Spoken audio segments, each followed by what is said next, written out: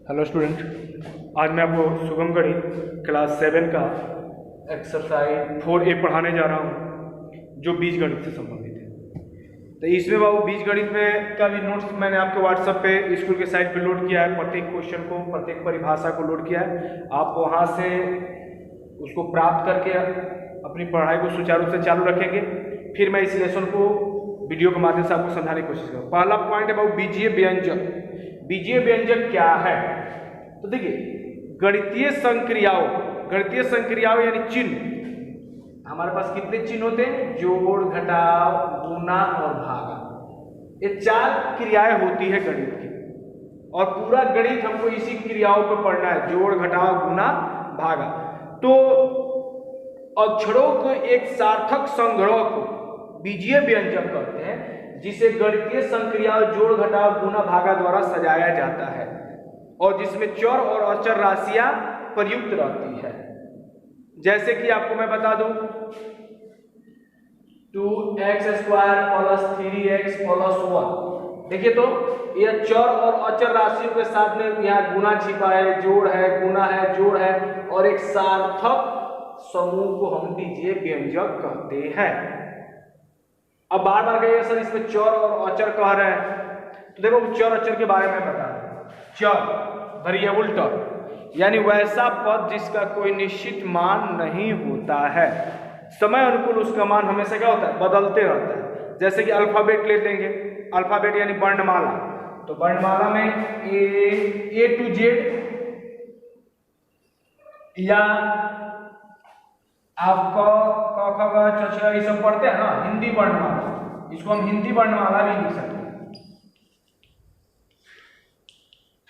ऐसा नहीं कहिएगा कि सर हमारे समझाएं चर राशि x y z होती है, यानी सिर्फ इंग्लिश को ही हम लोग चर मानते हैं, ऐसा नहीं होता है।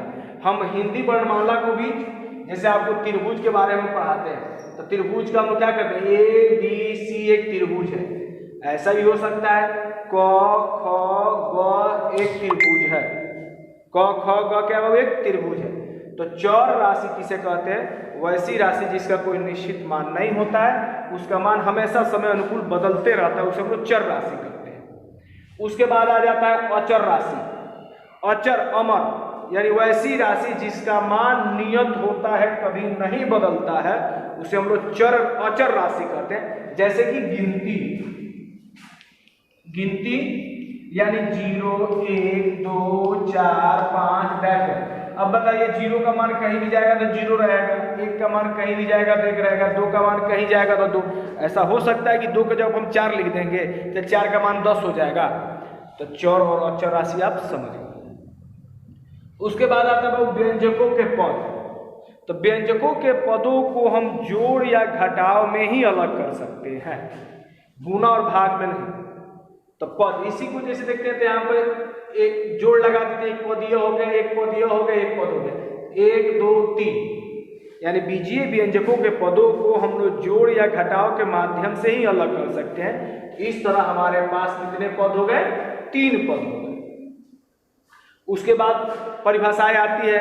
एक पदी व्यंजक किसे कहते हैं? द्विपदी, त्रिपदी। तो इसको रटने की कोई बात नहीं, इसके नाम से इसकी परिभाषाएं झलक जाती है। एक पदी यानी वैसा बीजीय व्यंजक जिसमें एक पद हो, उसे हम लोग एक पदी कहेंगे। वैसा व्यंजक जिसमें 2 पद हो, उसे 2 पदी कहेंगे। वैसा व्यंजक जिसमें 3 पद हो, उसमें हम लोग त्रिपदी कहेंगे। जैसे आइए यहाँ पे देखिए, यहाँ पे सिर्फ एक पद आपके पास है, तो एक पदी व्यंजक। यानी वैसा व्यंजक जिसमें मात्र एक पद होता है, उसे एक पदी व्यंजक कहते हैं। वैसा व्यंजक जिसमें 2 पद होता है, उसे द्विपदी व्यंजक कहते हैं। वैसा व्यंजक जिसमें 3 पद होता है, उसे त्रिपदी व्यंजक कहते हैं। इसी प्रकार हम और भी आगे व्यंजकों की परिभाषा को लिख सकते हैं, इसको रटने के लिए कोई जरूरत बात नहीं। उसके बाद आता है बाबू गुणांक और घात। गुणांक और घात, तो किसी भी अचर राशि का, जैसे अचर राशि x मान लिए, इसके आगे जो भी संख्या होती है वो उसका गुणांक कहलाती है, और इसके ऊपर जो संख्या होती है वो क्या कहलाती है? घात कहलाती है। तो जैसे यहाँ पे x के बगल में हम 2 लिख दें और ऊपर 3 दे दें, तो x का गुणांक क्या हो जाएगा जी? 2, और घात क्या हो जाएगा 3। तो किसी भी चर राशि के आगे कोई भी संख्या होती है, अंक होता है, उसे हम लोग गुणांक कहते हैं, और उसके ऊपर जो संख्या होती है उसका पावर कहलाती है। इसलिए आप गुणांक और घात के बारे में भी समझ गए। चर अचर पहले ही मैंने समझा दिया।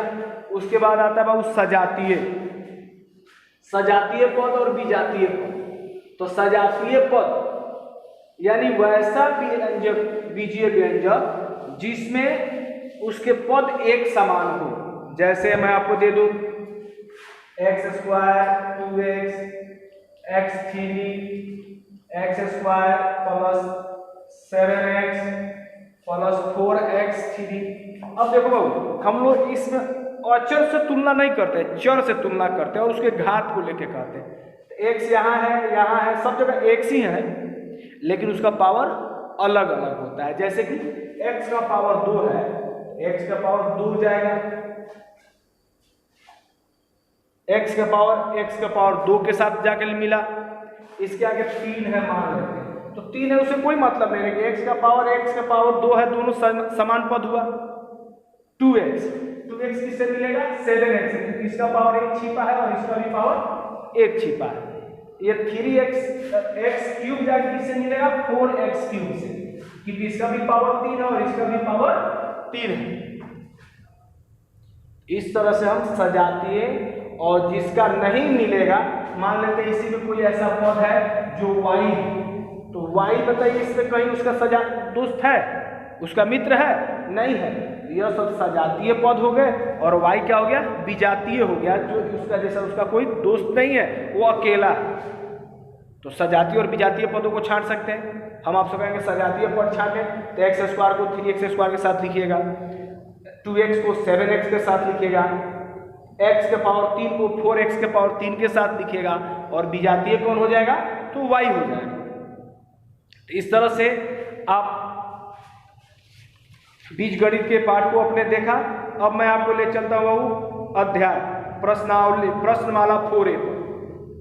तो पहला क्वेश्चन कह रहा है कि इसमें कौन पहचान करना है कि कौन सा क्वेश्चन एक पदी व्यंजक है, कौन द्विपदी है, कौन त्रिपदी है। तो मैंने पहले ही आपको बताया कि जिसमें एक पद होगा उसको एक पदी, जिसमें 2 पद होगा द्विपदी, 3 पद होगा त्रिपदी कहेंगे। तो इसको आप खुद अपने से स्वयं बना सकते हैं। उसके बाद आता है गुणक। दूसरा क्वेश्चन तो दिया है आपको भरने के लिए फिलअप, वो मैंने आपको करा दिया है, आप वहां से उसको फिलअप करके याद करेंगे। हम आते हैं 3 नंबर। 3 का पहला क्वेश्चन दिया है 3x। 3x में प्रत्येक संख्या, प्रत्येक गुणनखंडों को लिखें। तो गुणनखंड को पहले मैंने आपको बताया है कि गुना के रूप में खंड खंड तोड़ दीजिए। तो यहां देखिए 3x है, 3 गुना x अलग अलग हो गया। उसके बाद वो आपको दिया है इसका 5 नंबर क्वेश्चन हम लेते हैं 3/30 a के पावर 4 b c के पावर 3। आप इसको क्या लिख सकते हैं 3/30 a का power 4 a Guna a Guna a Guna a b और c गुना c। देखिए तो मैंने इसका गुणनखंड किया। तो इस तरह से आप ये तीसरा क्वेश्चन को बना सकते हैं। चौथा क्वेश्चन बाबू कह रहा है कि आपको दिया हुआ है -2y के power 3 plus y minus 3y² plus 6, और इसका पहला पूछ रहा है y² का गुणांक। तो y² यहाँ है, इसके आगे क्या गुणांक है जी -3। अचर पद क्या है जी 6 है, 2 में 6 हो जाएगा। तीसरा कह रहा है पहला पद, तो पहला पद क्या हो जाएगा -2y³ हो जाएगा।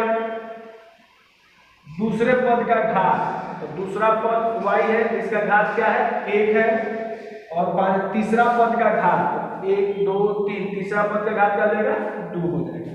तो इस प्रकार आप इन सारे क्वेश्चन को बनाएंगे और इनके पदों को लिखना है। अब आ जाता है घात के बारे में।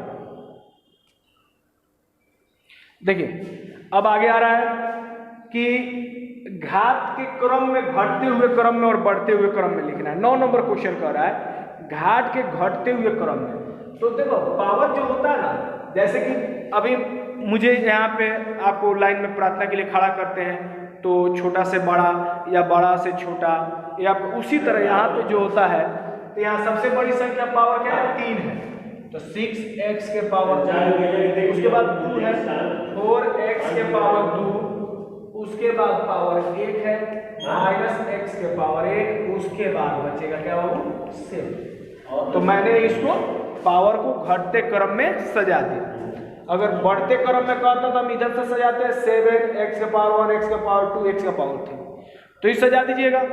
10 नंबर क्वेश्चन है कि यहाँ पर सबका सारे चर का वैल्यू दिया हुआ है और इस वैल्यू को मान के उठा के इस बीजीय व्यंजक में भर के इसको हल करना है। जैसे 9x² x के पावर -2 का स्क्वायर -16 गुने -2 गुने -5 प्लस 4 गुने -5 का स्क्वायर। तो इस तरह से मान मैंने इसको पुटअप कर दिया, अब इसको हल करना है। तो 9 अब -2 का स्क्वायर करेंगे तो 4 हो जाएगा, 16 इसको गुना तो 5 दूना 10 हो जाएगा, प्लस 4 गुने 5 का स्क्वायर करेंगे तो 25 हो जाएगा, 9 चौका 36 माइनस 16 दहा के 160 प्लस 25 चौका 100। देखो यहाँ तो कोई दिक्कत आपको? अब देखिए 36 और 100 प्लस में है तो इसको हम जोड़ लेंगे, 136 हो जाएगा माइनस 160। अब इसको घटा दीजिए तो 10 में से 6 गया 4, यहाँ बचा 5, 5 में से 3 गया 2 कट, यानी -24 इसका आंसर। इस तरह मैं आशा करता हूं कि इस लेसन को आप अच्छी तरह बनाएंगे, रिवीजन करेंगे और आप ये वीडियो मेरे YouTube channel Munna Gupta channel से प्राप्त कर सकते हैं। स्कूल के सारे वीडियो मैंने वहाँ अपलोड किया हुआ है, आप वहाँ से चला के आप अपनी पढ़ाई को सुचारू रूप से चालू रखेंगे। घर पे रहिए, सुरक्षित रहिए और पढ़ाई को पूरी रूप से संचालित रखिए। Thank you.